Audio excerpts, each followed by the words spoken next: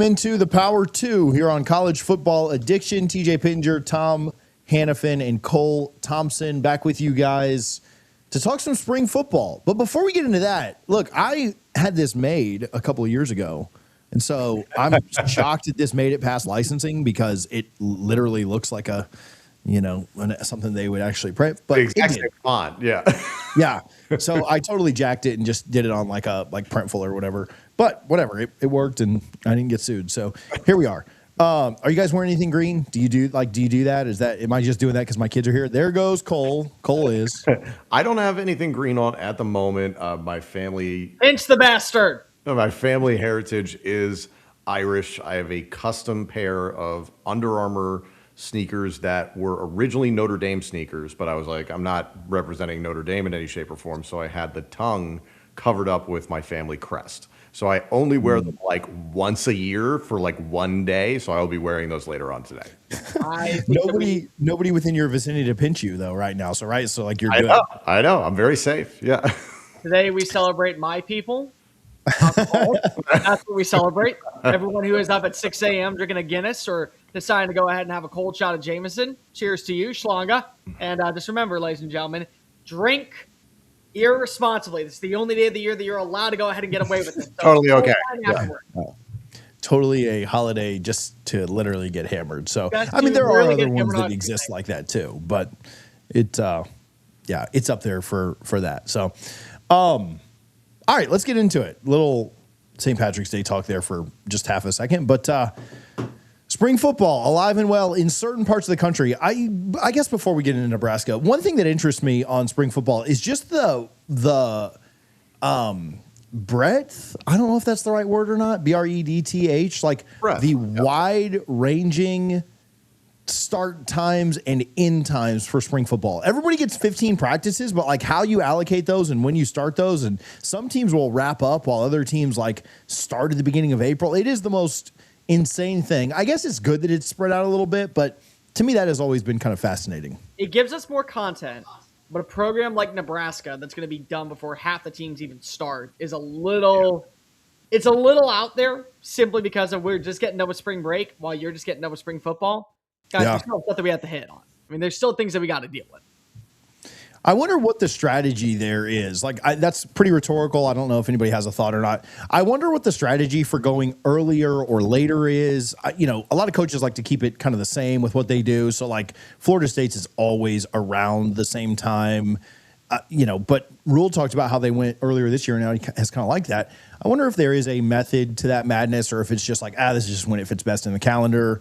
If you get done with spring earlier, can you get into some summer workout type stuff? I don't know what the rules around all that are or not, but it's interesting, I guess. Part of it, I think now, like the spring portal window's gone, so there's not as much of that headache to consider in the grand scheme of things. Depending on what part of the country you're in, it's like, hey, maybe we'd like to knock this out a little bit later when it's a little bit warmer or something like that. If you have indoor facilities, probably doesn't matter in the grand scheme of things. Like, hey, do you really care about the semester? And it's like, hey, we can get this done, and kids can get out and do the thing. When it comes to football programs and major sports at the college level, you probably don't care about it all that much. For me, especially when it comes to Nebraska, with Matt Rule complaining as much as he has over the last few years about tampering, NIL, transfer portal, and then especially, my God, they're going to watch our spring game and they're going to poach our players. Guess what? That's still going to happen this time around. Even though the transfer portal doesn't exist in the spring, watch and see if players just drop out of school, a la Xavier Lucas. We've talked about it before on this show. I don't know if that'll happen very much in the Big Ten, the Damon Williams Jr. situation being the perfect case study for how the Big Ten has built their contracts. So you might see less of that in the Big Ten, but it's not to say that players from outside of the Big Ten won't all of a sudden be like, I don't think where I want to be on the depth chart. I can just bounce after the spring game and I can go sign with a Big Ten team. So there's a lot of things to look at here, but for Matt Rule, doesn't Nebraska just feel a little different this year for the guy who was saying, I don't want you to come take our players last year? And everybody was like, Nebraska could be sneaky good in 2025. And we kind of felt that way in 2024. Does anybody have big aspirations for Nebraska this year? It's kind of like, dude, go ahead and put on your spring game. We do not give a shit about the talent that you're putting on the field. You're going to have some good players, don't get me wrong, but you're not putting people on the field that, oh my God, Indiana's coming for him. Oregon's coming for him. Georgia's coming for him. It's like, no, man, like Matt Rule got an extension thanks to my good buddies at Penn State. And now he's in a situation in Nebraska where your star quarterback, your shiny hood ornament, is off to Oregon to be a backup. And now you have a quarterback competition with Anthony Calandria and DJ Lateef. Your number one running back from last season went off to the NFL. You don't exactly seem to be building the program to winning ways. So I am curious to see what Nebraska puts on the field during the spring game. You take it with a grain of salt. It's a practice at the end of the day. But, man, Matt Rule's in one of the more confounding situations in college football in that he's got an extension, he's not on the hot seat, but then emotionally he's got to be on the hot seat for Cornhusker fans. See, for me, what I look at is I'm very intrigued with what's going to happen with Nebraska because of the quarterback spot. You know, you have Dana Holgorsen as your offense coordinator full-time now, so that's a big-time adjustment from what you were running 2 seasons ago. And Dylan Raiola, for whatever reason, didn't work. And it's not only because of money, and it's not only because of structure. It's because of he simply wasn't picking up the offense the way that you want to see fit. So you got to ask yourself, how much different is it going to look in 2026? And you are right about one thing. There's going to be pressure on Matt Rule, whether or not we want to admit it openly, because if he did get the extension. And he got the extension not because of it was warranted on win totals. He got the extension because of somebody else was making a phone call and saying, what would it take to go ahead and land you from Lincoln over in State College? But what if it works? Like, what if Anthony Calandria, a quarterback that not a lot of people had on their radar, so much so that not even Nebraska had them as their first option? Because remember, the first option was Kenny Minchie, and then Kenny Minchie went through the entire process, and we were sitting outside the FCS championship, and lo and behold, hey, it starts with an L, but it's Lexington, not Lincoln, that he's going to in 2026. But what if instead you are getting the version of Anthony Calandria that everyone thought was going to be a stud of Virginia, and what he was when he played for UNLV last season? And he is a better fit than what you have with Dana Holgorsen. And what if the wide receiver that you brought in from UCLA and some of the defensive players that you retained for another year and having another year without Tony White calling the defense ends up being the blessing in disguise to where we went from looking at Matt Rule and what is supposed to be his calling card, the year 3 effect, the ruling, as some would put it, to, well, because of there's no expectations, maybe this is the year it all comes hitting at the right time. Quarterback play is efficient. The running back position is strong. Your wide receiver room is potent. Your offensive line is good enough to hold a block long for you to be able to be consistent. And this is the year where 9-3 is possible. I don't think that we are ready to go ahead and put Nebraska in the conversation of college football playoff dark horse. I think there's a lot of teams in that range of Big Ten contenders that should be ahead of Nebraska. I think Illinois still belongs there. I still think Washington belongs there, even with everything that we know went wrong with the Damon Williams situation. But it's hard for me to look at Nebraska and say, knowing what is expected now with the contract signed, Matt Rule just sat by idly and just twiddled his thumbs and go, well, the year 3 effect didn't work, so you know what? Best 2 out of 3, right? I think that there is a reason to believe how Anthony Calandria works in this offense is going to really tell us a good inclination of what this Cornhuskers team is going to be in 2026. Let me ask you a question. Do we agree like the modern NIL transfer portal era began in 2021? See, I push back and say 2020, not because of the transfer portal, but because of that was the year that you got the extra year of eligibility, which allowed a lot of players to look at their surrounding markets and say in 2021, well, if I'm not happy here, I can just go elsewhere. Like, I think that if you don't have that extra year for a lot of players, they maybe would have just stuck around and said, you know what, I got one more year. I'm fine here.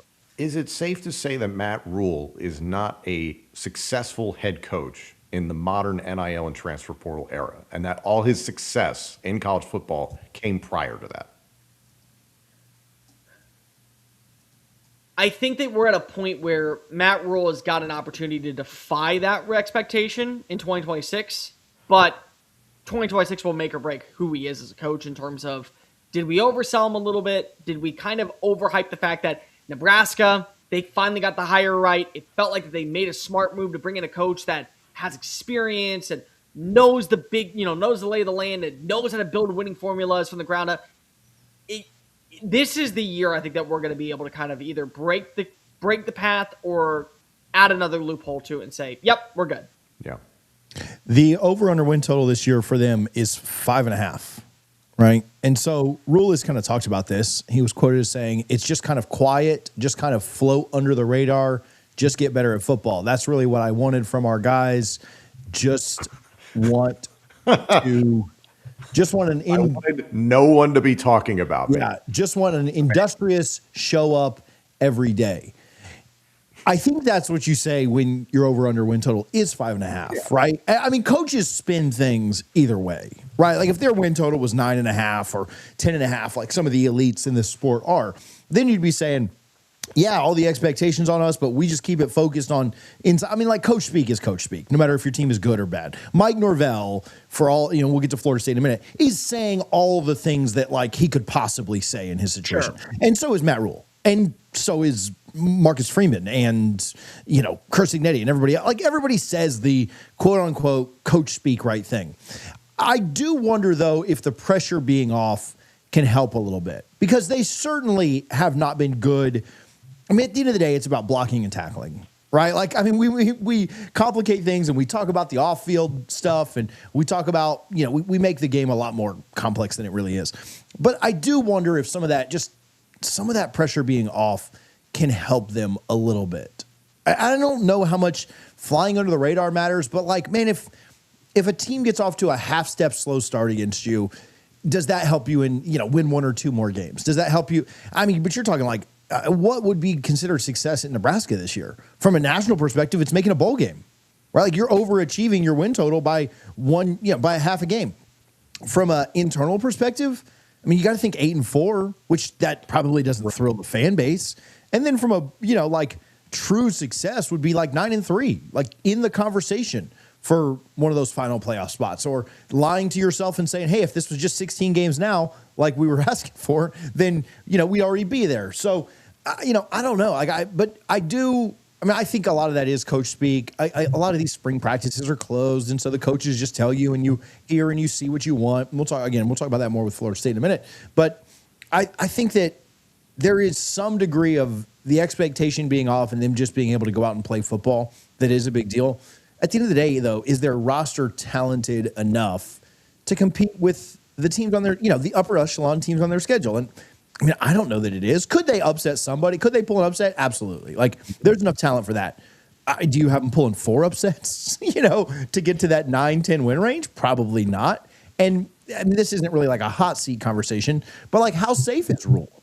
Like, with just getting the Assumption last year, I mean, he's probably not like Mike Norvell 2025 safe, but he's relatively safe unless they just fall off the cliff. He's not being fired in 2026. That's for dang sure. And honestly, probably 2027, you're really going to have to look at what does the record look like. I mean, I'm not saying that you can go 7-5 and feel like that's good enough for the money that you're paying him, but I don't think it's good enough to fire him either.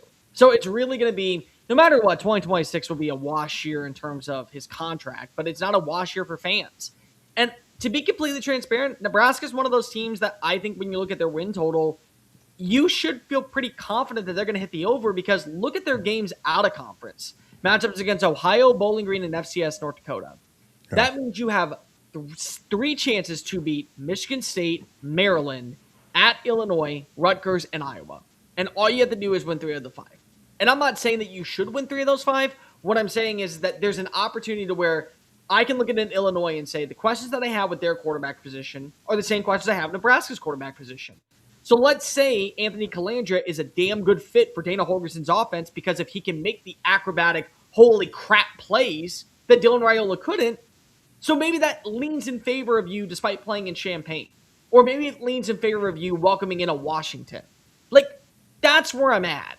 But it does have to be better because of you are banking on all the money and resources that are being thrown into Lincoln are built around a coach that you thought was not only good enough to be viewed as Penn State's successor to James Franklin, but better yet, a guy that you knew was going to be irreplaceable if you let him hit the open market. And that's really what these contracts are for. You're paying an inordinate amount of money because you think that you can't do better on the open market. And so you got to think that you can't do better than Matt Rule. So if you can't do better than Matt Rule's got to show you that he can do better than 7-5. 7-5, 8-4, 7-5, 8-4, all like plausible best case scenarios for this team. Yes. I will say this, not to be super doom and gloom. Michigan State is their first Big Ten game of the season. Michigan State has Toledo and Eastern Michigan at home. Their third game of the year, they're at Notre Dame, and then they host Nebraska. I do not want to underestimate a Pat Fitzgerald team. We have seen what he did for years at Northwestern. He will take less and he will do more. He will make sure that it's a smart, hard-nosed, disciplined football team, regardless of the overall talent that is put on the field. A test against Notre Dame, which we agree could be contending for the national championship this coming year, probably a top 5 team. You have that test, and then you host Nebraska in the first Big Ten matchup of the season. Is that a coin flip game? And here's the real thing. If Matt Rule loses his first Big Ten game at Michigan State, it ain't going to look good. So the chances of him being fired in 2026, I agree, are low. I'm not sure what his buyout number is off the top of my head. I am sure it's substantial. But looking at this schedule, they could easily have a losing season. I think if there's a losing season in Lincoln, then, yeah, you have to consider pulling the trigger and eating that money. Not in 2026. In 2027, yes. It's just too big of a buyout to where now you could be lucky and you end up finding out, hey, the buyout's worth it because of we landed Mike Elko, which is exactly what they did for Texas A&M with Jimbo Fisher. But it did take 2 years for them to realize the error of their ways before they finally said, you know what, enough's enough. We can't go 7-5. Yeah. So it's still going to be at least one more year. Last update, and then we'll move on from them. Rule did rave about 5-star cornerback Danny Odom. He says he's really talented, a big player for a freshman. He's competing to play. We didn't bring him in here to sit. Humble, works really hard. He's a gym rat, all the right things here. And when he goes out there, he likes to compete. He certainly is a guy who is in the mix. I do wonder, when we talk about not just Odom, but the big picture of the program, is there going to be a movement towards youth building towards 2027? In a season when, especially if you were to lose to Michigan State early. Because you lose to Michigan State early, how many of those coin flip to underdog type games are you really pulling out later? I mean, not that teams don't get better through the year, and not that it's impossible, but I do kind of wonder, do you start to set up to transition to some of your younger guys to build for, not a run, but like a save your job in 27? Their spring game on March 28th, and that's coming up quick, end of next week, so coming soon. All right, one of you guys can take this, and we'll talk Florida State and grill me a little bit about my least favorite subject in the world. Sure. Quarterback position is going to be really fun to watch because of last season. You look at the numbers, it wasn't as bad as people want to make it out to be, but it was as bad as it looked because of the turnovers, and that became a big-time issue. But you have a quarterback in Ashton Daniels, and who's the young guy that they have working alongside him? TJ? Kevin Sprague. Yeah, killer. Those two are going into a battle. And I think that you have to lean in favor of Ashton Daniels simply because of the experience, but it doesn't mean that he has to win the job. The beauty about a place like, I think, Florida State, when there's nothing to lose because you already know that you're on borrowed time, is just because if you enter the program does not mean that you are guaranteed to win the starting job. I think that that's really where we are when it comes to the long-term status of the quarterback position at Florida State. So if Ashton Daniels ends up being the right guy, that's great. But he's got to prove to you that he's the right guy. And he's got to show you in practice every single day that he can end up being a sufficient option that will only elevate the rest of your offense that is going to be losing a bit of juice this offseason because of what they're losing in terms of players. Now, Deuce Robinson's back. Hell of a find. He had 1,000 yards last season. Who's your number 2? Like that's really what this comes down to, because of if you ask me as a defense coordinator watching a Mike Norvell-led offense, seeing Deuce Robinson go for over 1,000 yards last season, I'm saying, okay, I'm going to shut down number 0, and I'm going to make whoever is starting quarterback throw to the 3rd, 4th, and 5th option. Because so far, that was the plan last year, was if you shut down Deuce Robinson, you have no passing attack, and you're going to have to trust the run game. And I think that there is enough to like about the run game with the addition of Trey Wisner from Texas, but it's not enough to say we can win only because we now have a bell cow bruiser that is going to take 3 yards after contact. You got to have a secondary option. And so the entire premise right now, I think, of spring is not only implementing a new offense because if you no longer have Gus Malzahn leading the charge, he retired, thankfully for the Alabama Crimson Tide, who they don't have to welcome in to Tuscaloosa this year, which is a blessing. Thank the Lord. But I think it's more so of you got to be able to figure out who are the X's and O's and Jimmys and Joes that fit into the system that is going to take pressure off of Deuce Robinson. Because if you're telling me that all I got to do is just shut down one wide receiver and you're going to go once again 2-10, then by all means, it's going to be a long season out in Tallahassee. It could be a long season out in Tallahassee, but it doesn't have to be if you can at least find a secondary element that makes you feel confident in the passing game. Defensively, I do think that Tony White has some things in the works that make you feel confident because if he always seems to have things in the works. Last season, the defense, if I'm not mistaken, it ranked outside the top 15 in total yards allowed. I think it was like outside the top 30 in total points allowed. So overall, not the worst season possible when you look at a 5-7 finish, but still, I think that's because of who you have as your defensive coordinator. The question that I have at this point is, what can you upgrade that is going to make you feel much more confident of being a bowl-eligible team? Because bowl eligibility or not, it feels like that's probably at least the bare minimum if you're Mike Norvell to save face. And that still might not be good enough. But still, if your defense can bail you out of trouble while your offense is kind of going through a learning curve, it's not the end-all be-all. Defensively, I worry a little bit about their front seven. I think the secondary will be mostly fine. I think the linebacker play could be improved. There's not a lot of depth there, but starters could be a little bit better. Defensive line, I don't think they have enough depth. You lost Darrell Jackson, who I believe will be drafted, not like super high, but I don't know, maybe a day 2 guy, round 4, somewhere in there. So I think you've lost a pretty good, honestly, one of the best. I mean, he didn't have a great combine, but I think he'll be a pretty good NFL player. So you're having to replace that. And he ate up double teams all year last year. His production wasn't insane, but teams kind of knew, kind of the same thing as the offense, right?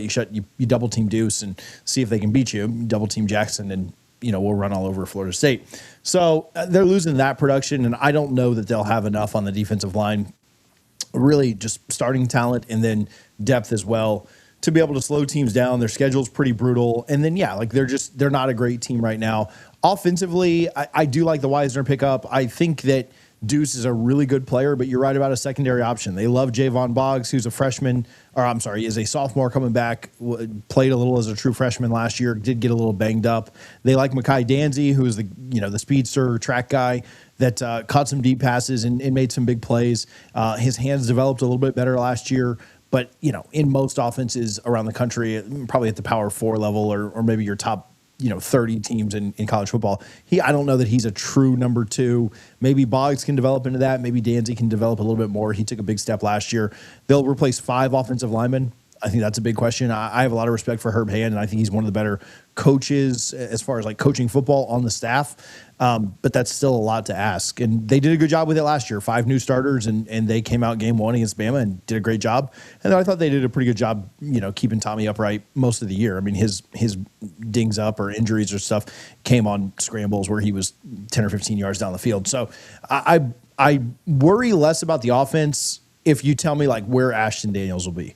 Will he be marginally better or worse than Tommy? Then you'll probably have about the same kind of output. If he's, a step above Tommy, if he's a step behind, then you're going to obviously drop off. I think offensively, they'll be pretty similar to where they were last year. I think they'll run it up against bad teams, which is a sign of a Gus Malzahn offense. They absolutely, they put up 150 points and 1,500 yards against the 2 FCS teams they played early in the year.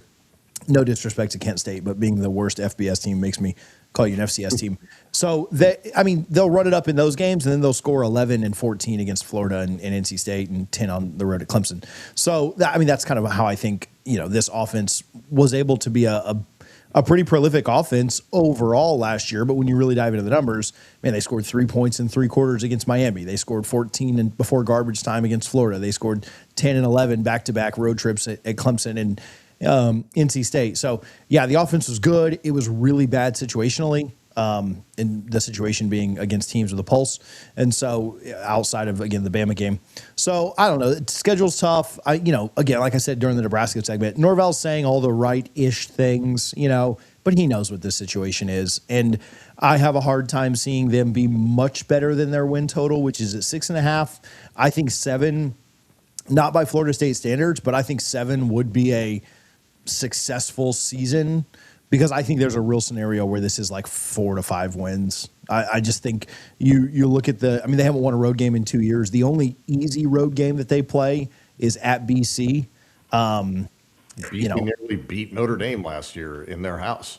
Yeah. So, you say it's easy, but we'll see. Again, there's a team that has not won a road game in since Jordan Travis was on the team. They have to play Florida, who beat their brains in last year. They have to play Clemson, who they were non-competitive with. They have to go to Tuscaloosa. They have to go to Miami. They play Virginia, who was in the ACC championship last year. They have to go on the road and play Louisville and Pitt on Friday nights. They play SMU to open. Well, they have a week 0 game, but then they play SMU on Labor Day night. I would not pick FSU straight up in that game right now. We'll see if my feelings change as we get closer. So there's a lot of tough stuff on this schedule. They play NC State again, who they weren't competitive against last year. So I don't know. I think it's a tough spot to be in for Florida State. Cole mentioned it. You're just kind of like biding your time. You know what the situation is there, and it's kind of, is it bad enough at the end of this year to make a change, or do you just bite the bullet and do it one more year? So I don't know. Tough spot to be in, but the biggest question to me is I think I kind of know what I'm getting from most of the roster. What is Ashton Daniels' play level? Is it, again, if it's marginally better or worse than Tommy, you're probably going to come out with about the same kind of results, 5-7, 6-6. If it's much better, you might get to 7-8 wins. If it's much worse, you might be looking at 3-4. But let me ask you, as a Florida State fan, what do you want? Do you want Ashton Daniels to get you to 8-4, and then now there's going to be another conversation of a year of Mike Norvell, or would you rather the 4-8 and then just bite the bullet and hopefully you land the right person? Tank. Yeah. I don't know. I've got such conflicted feelings. It's a great question. I mean, when Saturday gets here, or we play 4 games this year, not on Saturday. I'd say we're the 4 games that you don't play on a Saturday, which makes you feel a lot better for Saturday football. When game day gets here, whatever the heck day that might be, they might put us on a Wednesday at some point this year. I always want to win the game. Like I'm never going to games. I want to win that game until we get to a point of no return. Like last year and late in the year, I was like, just blow it up. Because I thought there was a chance to change the coach. But you're right. Like, what does 8-4 do for Florida State? Well, it buys Norvell another year. There's no doubt about that. Right. It does. I don't know that it restores confidence to the level that it needs to be. It does restore some confidence that he can, again, build back a program a little bit. I mean, let's be fair.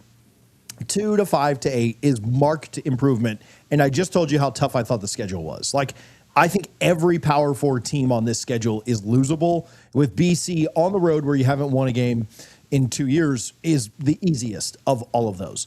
So if you were to go 8-4 against this schedule, I would think that's marked improvement. You're beating at least 1 or 2 teams that you're not supposed to beat in that. Sure. And so you would restore a little bit of confidence. And at the end of the day, the goal is to win games. And so it would buy him another year, and they would go, to the portal again and see if they could build a new roster. And I don't think that's long-term sustainable. I don't think Mike Norvell's the guy.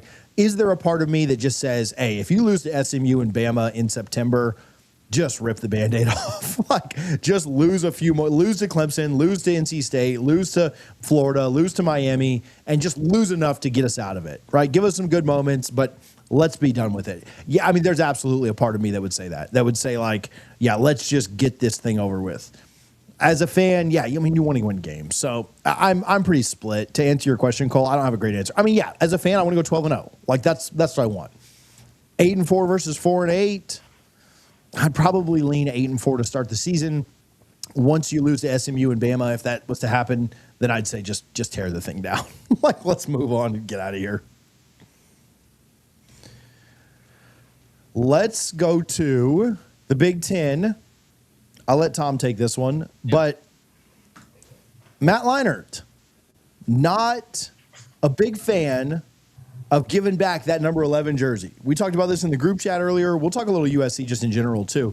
But let me just tell you, I love this. So, Tom, what happened? Dude, good for him. So basically, Matt Leinart has explained recently that multiple recruits in the past have wanted to wear his number 11 at USC, and Leinart has declined to unretire his number to give it to said recruit. And his reasoning being, one, you're a teenager, so there's no proof that you're actually going to live up to the status of, well, they unretired a number for him. Wow, this guy's going to be really good, that sort of thing. And especially with NIL in the transfer portal, he's like, these kids are in for a year and then they're gone. So why would I unretire my number for somebody who may not be here for the entirety of their college career? I completely agree with Matt Leinart on this thought process. If you like or dislike Matt Leinart, I think is not the argument. The argument is who he was as a player. I think he will certainly go down as one of the best USC quarterbacks, one of the best quarterbacks in the history of the sport, potentially, played in my opinion, the greatest college football game ever played against Texas in the Rose Bowl.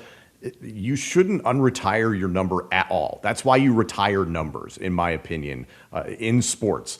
There's certain teams like LSU where the number 7 is hallowed, number 18 as well for LSU. For Penn State, it's the number 11. A lot of schools have those numbers that they respect, and they give them to select players within the roster for the right reasons, because you live up to the potential and the hype of a certain position group. But like, if you're Matt Leinart, why would you give your number to some 17-year-old, 18-year-old kid who might be good?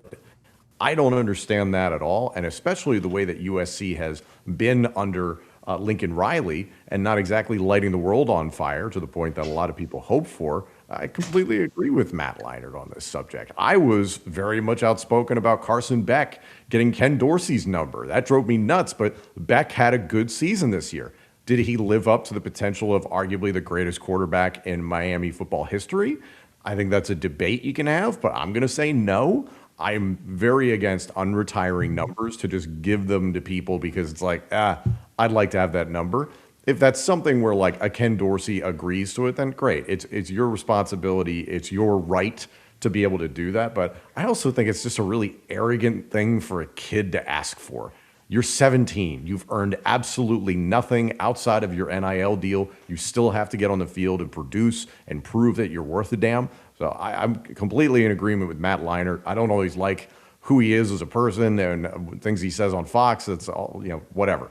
Who he was as a player, I have the utmost respect for, and I firmly believe when you retire a number, it is done, period. There are rules and go ahead. Yeah, I was just going to say, I will say, like, so it reminds me, I think in Jalen Ramsey's last year, so he was at FSU for 3 years, had already put together 2 really good years. You knew that Jalen was going to be an NFL Hall of Famer. He went and asked Charlie Ward if he could wear the number 17 on kick returns only. Kick returns and punt returns. So I'll wear my number, which was 8 at the time. I'll wear 8 when I'm playing defense, but on special teams, can I wear your number? As a way to pay tribute to you. He was already a great player. Charlie Ward said, dude, I don't care. You do whatever you want, man. Like, I don't, he's like the most laid back, humble, like, who cares? He was like, yeah, go for it. And so they did that. They did that the right way. I am with Tom on the idea of like, you don't unretire jersey numbers. Where I maybe stray from that just a little bit is because of, obviously, I think of Florida State the most. Jersey numbers got retired back in the day for legends. And then I think colleges realized, like, hey, wait a minute, we're going to run out of jersey numbers here. Like, we can't keep doing this. And so Florida State no longer retires the jersey. They memorialize the player and the uniform that they wore, but they don't retire them. I've always had a problem looking back at that and thinking, like, there are some guys who have jerseys retired that are very well deserving of that. But then, like, Jameis Winston, like, the number 5 is not retired at Florida State, and he very well may be one of the, like when you look at winning the Heisman, winning the Natty the same year, going number 1 in the NFL draft, losing 1 game his entire career. The significance of retired jerseys is minimized to me because jerseys don't really get retired anymore because programs have run out of numbers to be able to do it. So right. I'm completely in Matt Leinart's camp. It is completely his decision. Hopefully USC doesn't do something stupid and let that be undone by any means. But the significance of a retired jersey has lost something to me because, to me, Jameis should be retired. To me, Jalen should be. If these other guys are going to be retired, then we should do the same there. I don't know. That's my only thought on it. Otherwise, it's about the Jalen Ramsey thing because I was not aware of this situation. I guess I wasn't paying close attention enough to Jalen Ramsey's Florida State career. You know why I don't like that whole kick return thing? It's a great tribute to Charlie Ward. I respect that very much. You know who that's a pain in the ass for? The equipment managers. Oh, because yeah. every time it's a punt, oh, wait, we've all got to go find Jalen and strap 17 on him and do that whole, charade every single time there's a punt or kick return. Like, that just inconveniences other people. So inherently, I find it to be selfish, even though there is an unselfish thing about it, but it is selfish because you're trying to compare yourself to Charlie Ward. And it's great that Charlie said yes. That's wonderful. It's a nice tribute, all that sort of stuff. But I actually dislike that by Jalen Ramsey. That's my opinion. Look, my big thing is that if there's if you're going to retire a number, it better be for the right reasons. Number one, let's start there. Like the Jameis thing is very much evident. Heisman Trophy winner, national champion winner, lost one game. That warrants a retired jersey. There are ways to commemorate a player's legacy at a school where you can leave the number available, where you hang their name in the rafters with the number attached to it. And it becomes like an icon or a staple that has to be like chosen upon by said guy. I can get behind that. For Liner, like if his son Cole said, I'm going to go play at USC, I want to wear my dad's number, I think that he would allow that. I think that that's like one of those strange situations to where if you want to follow my legacy, by all means, I totally understand that. What I also think, though, is that there needs to be a certain common ground of how you want to go about the retirement level of things. Like, if you're truly going to retire it, then you have to retire it because of he is far and away made every accolade possible. Which, again, I completely understand for Matt Leinart because of what Leinart meant to USC and what he accomplished there. But you can't just say because of, oh, so-and-so had the most passing yards for a school, or so-and-so did this for a school. So that you have to have certain qualifications, I think, to make it work. Liner would make sense because if he won a Heisman Trophy, he won a national championship, he was a Heisman finalist, he was a two-time All-American, he was a first-time, he was a first-round draft pick, he lost, 2 games his entire college football career. It makes sense.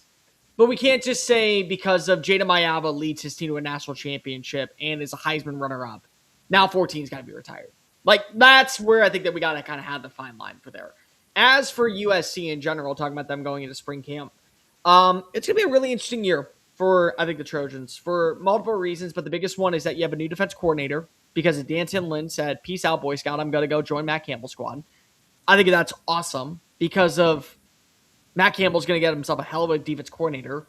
But we get Gary Patterson back in the building.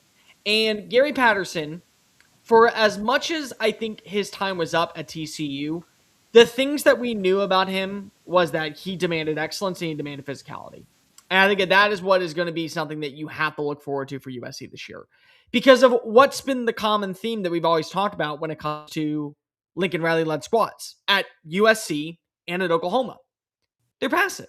They're teams that are just nowhere near at the same mentally strong-willed and physically imposing squads that we want to witness that can go on runs to college football playoff championships. And I like the quarterback position. Like, if you just simply told me, hey, Lincoln Riley's got a kid going into year 3 at QB1, you got to think that that's a team that's built to go on a college football playoff run.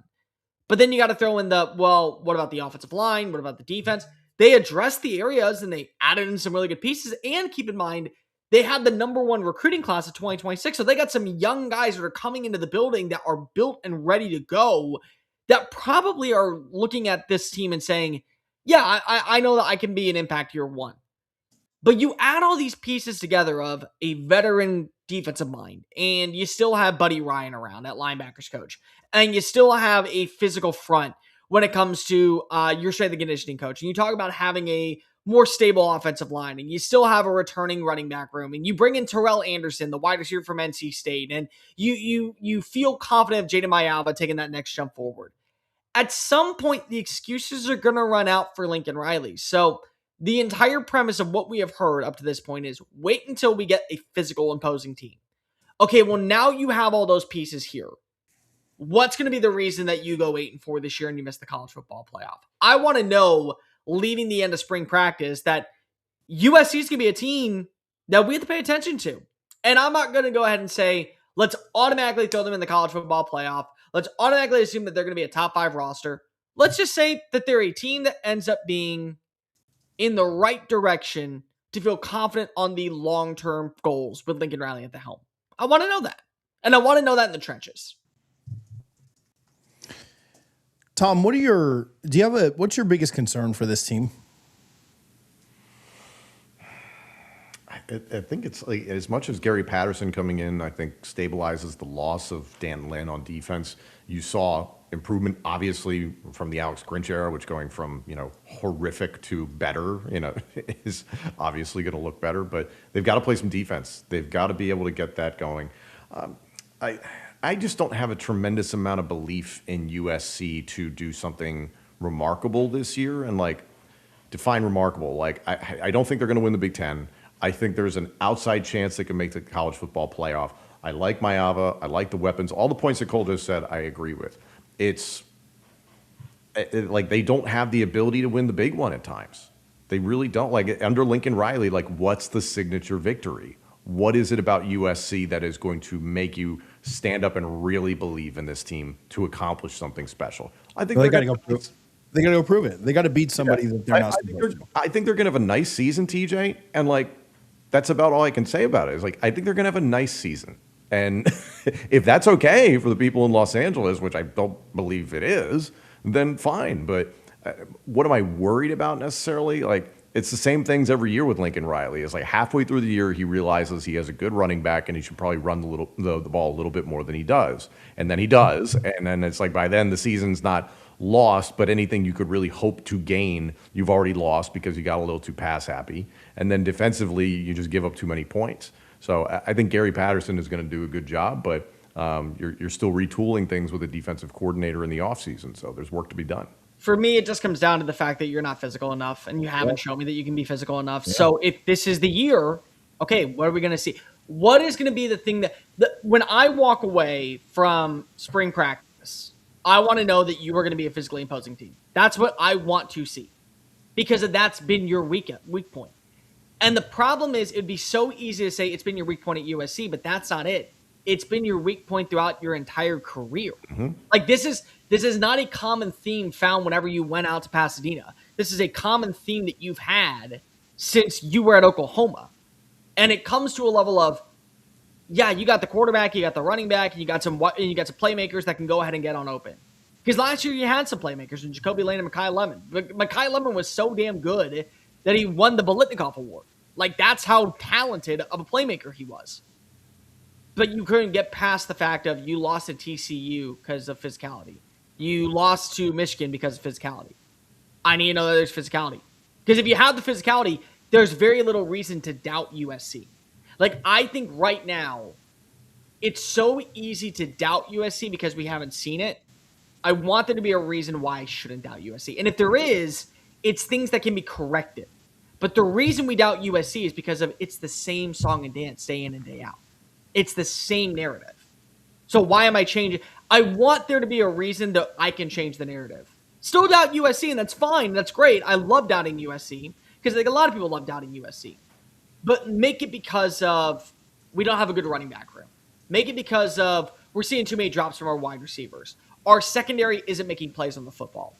Not because of we're getting blown off the line of scrimmage on both sides whenever we face off against a different opponent. That's the thing that we're so accustomed to hearing, and that's the thing I'm tired of hearing. Let's keep it on Cole. Let's go SEC for LSU. We've done three coaches that I think are kind of in must-win situations, and LSU's must-win situation is very different than the other three. But I think they're in a must-win situation too. Maybe all of college football is, in must-win situations with the investment level. But just thoughts on LSU spring so far and where they are.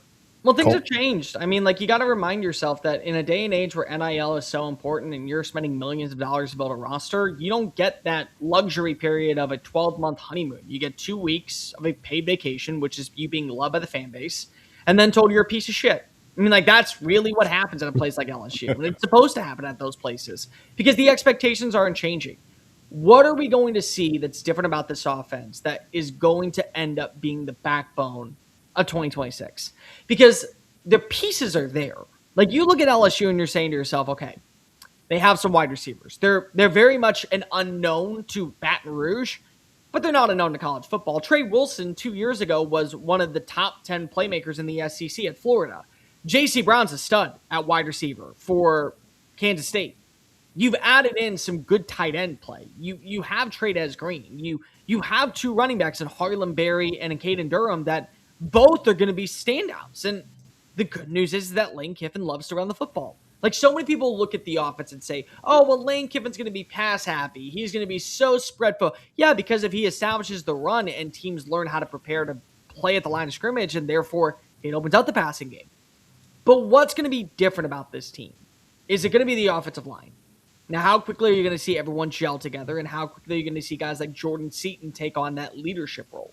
Because a Jordan Seaton is a difference maker. He is an elite playmaker on the outside corner that can be a stable left tackle, and can alter games against defensive linemen. The defense is going to be there because of not only did you steal two of your best players in Prince Manley Ellen and TJ Daugherty from Ole Miss, but you also kept Blake Baker. And Blake Baker's been able to show you, give me a month or two with these guys and I'll have them mentally whipped into shape to be the backbone of our team. And they were last season on multiple occasions. But right now, it's all about how quickly can you establish the physical force. And it's gelling as one identifying unit. Like, I know that Lane's going to have his conversation about the quarterback spot. And yeah, it's Sam Levitt's job until it's not Sam Levitt's job. That's why you bring in Hussein Long, and the Elon kid. And that's a good way to feel confident about the room in general. But what I look at this point is when I'm leaving camp, it's very similar to USC. What is that offensive line going to look like? Because I know that you're going to see a highlight grab from J.C. Brown. Like, you're going to be leaving practice one day and you're going to hear, hey, 14, Trey'Dez Green, All-American tight end. That's great. But they were there last season. They were making plays last season. The offensive personnel had weapons on the outside. What they didn't have was the ability to trust their secondary punch of running the football. And the only way that you can run the football with guys like Harlem Berry and Caden Durham is if you give them lanes. If you don't give them lanes, then you're absolutely in trouble. And so that's kind of where we are right now. It's just the precedent has been set. Lane knows what the expectations are. He knew what the expectations were when he left Oxford having an 11-1 roster. He knows that you don't get a 3-year luxury period of building the roster in your image in today's day and age, especially at LSU. But how quickly can you develop your personnel and put it on the field that is going to be so stable that you feel confident in yourself? For me, looking at LSU, the whole objective is just to stay healthy. It's just to stay healthy because the first 3 weeks of the season are going to be where everyone is talking about LSU. You're going to come out of the gates with Clemson, Ole Miss on the road, which everybody and their brother will be watching, and then you're going to host Texas A&M. After that, McNeese at Kentucky, Mississippi State at Auburn. You should win those 4 consecutive games. September is a question mark because of those 3 games. Like, I'm not saying they will win all those. I'm not saying they'll lose all of those. But LSU will be the conversation of college football for the month of September 2026. It's after you get done October. Your November run is challenging. And I'm not looking past the at Auburn game. Like, we've got to figure out what Alex Golesh and Byron Brown actually are on the Plains. But I don't think LSU should struggle with Auburn mightily. But you finish the season in November against Alabama, against Texas, at Tennessee, at Arkansas. The last one I'm not too worried about, but 3 of those all right in a row. The challenge for every head coach in this era is just to stay healthy if you can make a playoff run. Because if LSU has got the key people in place and they're good to go and you've won the appropriate games and you can get yourself into the college football playoff, you're going to be in a real good spot. And we've seen that now a number of times. I think Miami is a case study for this, is that they hit their groove at the right time. We said they were clunky at certain points in the season. They looked really good in September. Middle part was a little shaky, but then they really started to find their groove and obviously took that all the way to the national championship. I don't know if LSU gets all the way to the national championship. I think the expectation in LSU is for them to make the college football playoff. So it's really 2 out of 3 months within this regular season that you got to do your work. You feel pretty confident about what you're going to do in October.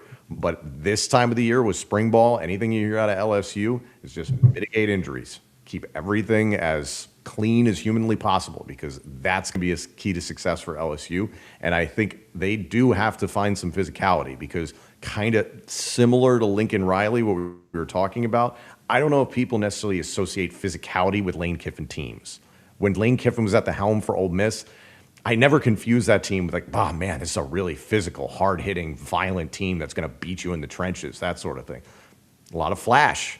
And I think LSU historically has been one of those more physical football teams.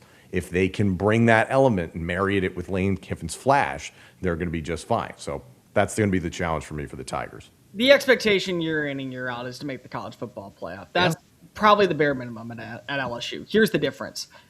With a guy like Lane Kiffin leading the charge and what we have seen him bringing in the portal, what we have seen him bring in with the coaching staff, what he retained with the coaching staff, it's very hard for me not to be at least intrigued with the opportunity of them going 10-2 and being in the playoff. Now, they may not win the SEC and they may go 0-1 in the postseason, but I still think that the goal should be for Lane Kiffin the second he touches down. Guys, we brought in a veteran quarterback. We retained two of the best running backs that currently reside in the conference. We upgrade at wide receiver. We upgraded at offensive line. If we are not at least fighting for one of those playoff spots going into the last 2 weeks of the regular season, it has been a lost year for us. What do you think the 2 losses would be?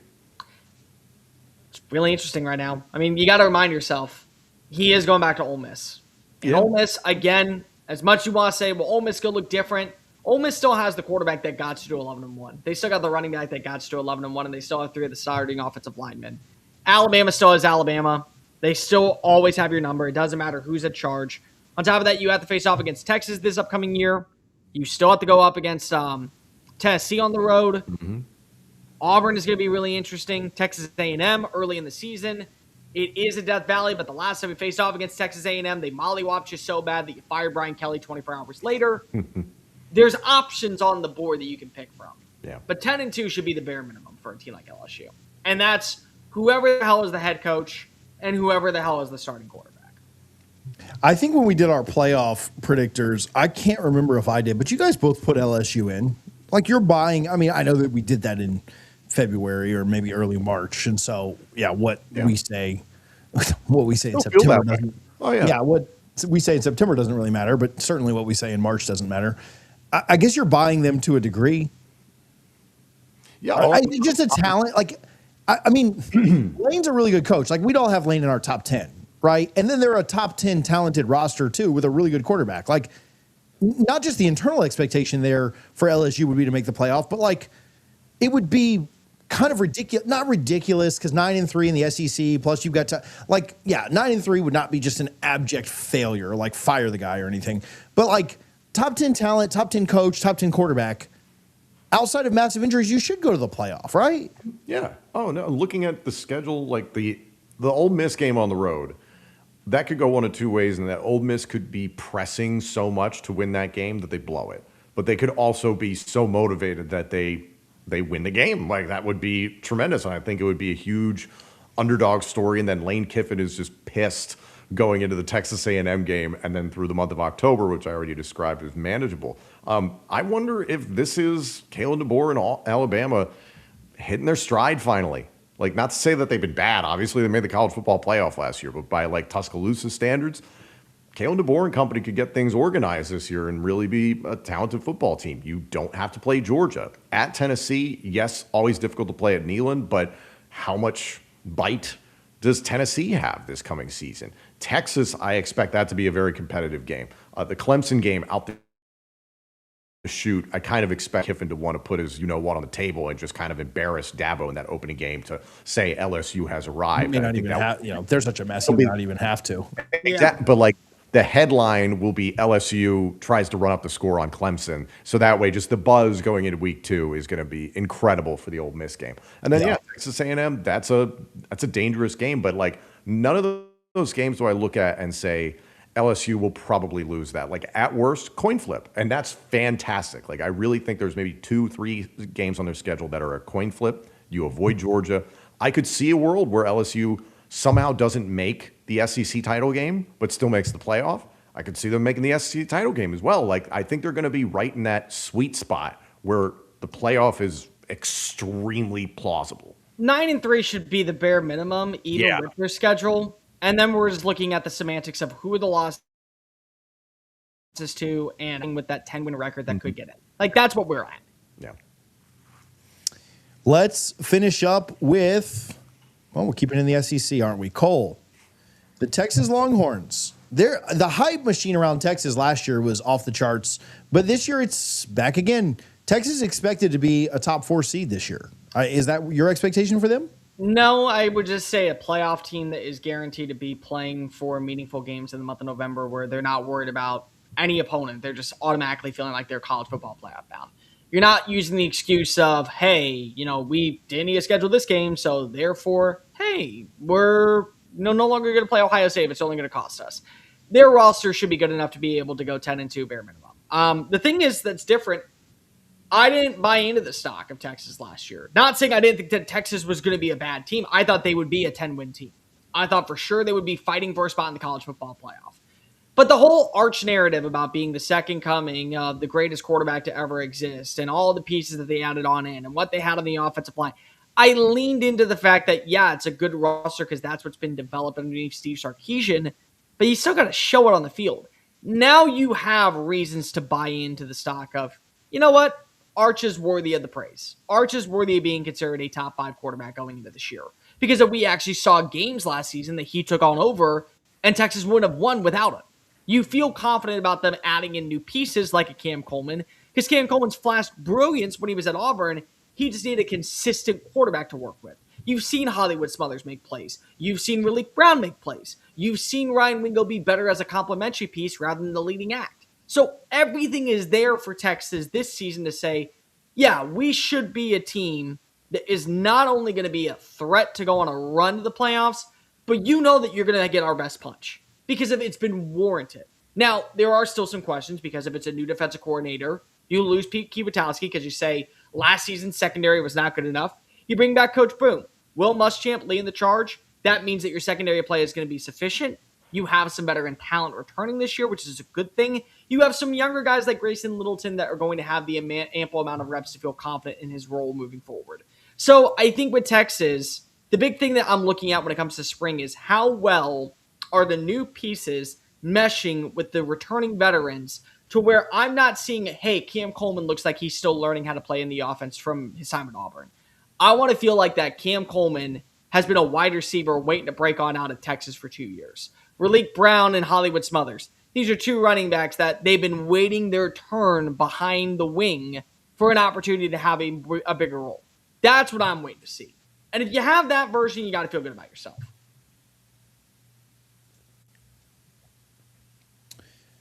Tom, thoughts on Texas? It's interesting. I was just talking about coin flip games with LSU, and I like what Texas has put together. It's all the points that Cole said. The Ohio State game, at Tennessee, Red River with Oklahoma, Florida, Ole Miss at home, at LSU, at Texas A&M. Like, there's a lot of coin flips on that schedule. And it's not to say that Texas is all of a sudden going to have some horrific season or anything. Do not get me wrong on that. I expect them to have a winning season. And kind of like LSU, I expect them to be in contention for the college football playoff. But this is a tough one. I mean, seriously, taking on Ohio State in week 2 of the season, you get that at home. And I think this is going to be the game that we hoped it would be last year. Last year, both teams were clearly just coming out of camp. And it was week 1 and 2 very young quarterbacks. Completely different story this coming year. And then I think the interesting thing for the Ohio State game especially, Jeremiah Smith and Cam Coleman both being far and away the primary option within that wide receiver room, as opposed to years past. Granted, Cam Coleman, we kind of have the one sample size with Auburn. There were a couple other pieces there, but like Cam was the guy. Cam being clearly the guy at Texas for Arch Manning to target. Jeremiah Smith clearly being the guy for Julian Sand to go to. How do those defenses operate with that information? At Tennessee, again, never want to disregard playing at Neyland, but still, we don't know what Josh Heupel's really got up his sleeve for this season. I don't feel terribly optimistic about the Volunteers. Red River, bizarro world. Literally anything. Red River every year is just a crapshoot. Like, It's bizarre. You can't predict it. Like, yeah, it happens, but it not always goes in the way that you think. Right. I expect Texas to beat Florida, but I think everybody on this show likes John Summerall, and it was like, yeah, like this could go Florida's way in this game.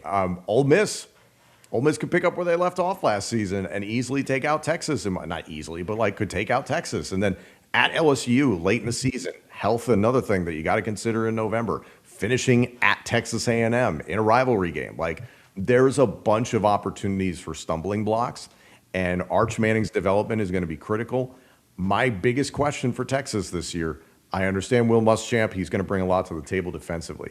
But if this is a team that just scores a lot of points and doesn't play good defense and doesn't actually stop people, they're not going to go that far. You're going to have to be able to be physical, run the football, and play good defense, obviously, in the college football playoff.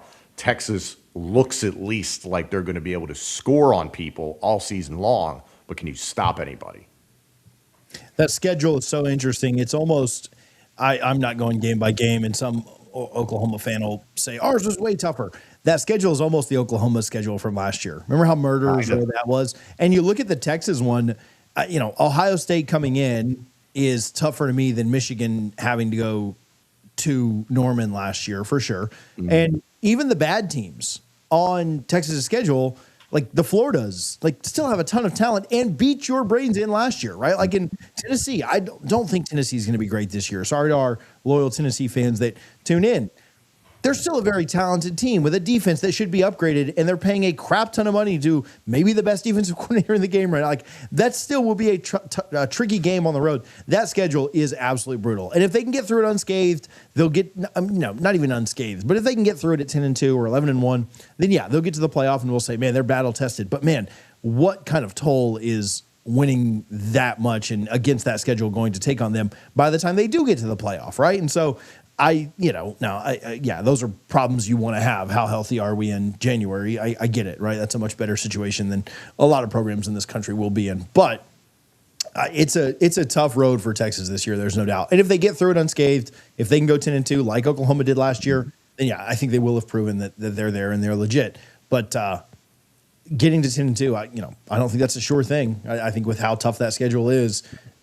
Ohio State going in there week 2 and winning would not shock anyone, right? Mm-hmm. And then you've got to go through the SEC after that. So, they will. The one thing about Texas is they will be must-see every week because they play a premier matchup just about every week this year. Mm-hmm. Not only that, they're a premier team. And when you're a premier team playing a premier matchup, that's just something that you have to throw in there. And you know what? That's part of the reason why we hold you to a higher standard. Yes. We talk about you more because we think of you as a team that is supposed to be hitting its stride by the end of fall camp and ready to go for an 11-1 finish. Mm-hmm. We don't act that way about Cincinnati or Iowa State every year because of they're not premier teams. They're teams that we can root for and they're teams that we're excited to see. But if they end up going 11-1, it's the outlier and we're fully invested in them. It's an expectation at Texas to be in that conversation. Yeah, you look at truly, I love that Cole said that. You look at truly premier teams, and then you look at Texas's schedule. I think there's 2 on there. Mm-hmm. I think it's LSU and Ohio State. That's no disrespect to Ole Miss. That's no disrespect to A&M or Florida or Oklahoma, who was just in the playoff. I would throw Oklahoma in there because it's a premier game. Oklahoma would be like the on the line for me. Their last few years, they overachieved last year.